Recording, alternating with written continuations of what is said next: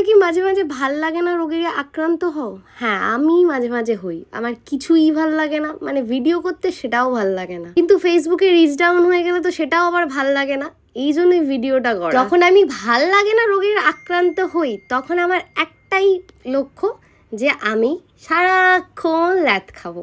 যেমন আজকে আমি সারাক্ষণ ল্যাদ খেয়েছি।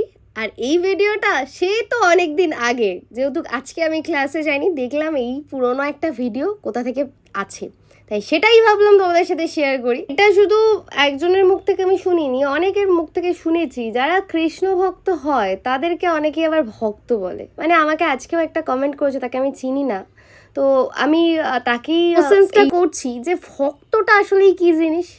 মানে আমি তো সমস্ত ঠাকুর দেবতাকেই মানি। যেমন পাওয়ার অফ এনার্জি হচ্ছে আমার বজরংবলী, ওনার থেকে আমি প্রতিটি শক্তি পাই। আর যদি সব কিছুর দিক থেকে আমি একজনকে মেনে থাকি, সেটা হচ্ছে স্বয়ং রাধা মাধবকে। এর মাঝখানে রইল কথা, আমি যদি মাছ মাংস এমনকি পেঁয়াজ রসুন থেকে দূরে থাকি, তাহলেই কি আমি ভক্ত হয়ে গেলাম?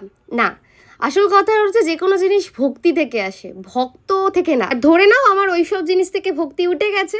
এই গোটা 1.5 বছরের জার্নিংয়ে একটা জিনিসই বুঝেছি, ভগবানের ভক্ত হওয়া অত সোজা ব্যাপার না। অনেক কিছু জিনিস ত্যাগ করতে, অনেকটাই ক্লিয়ার করতে পারলাম।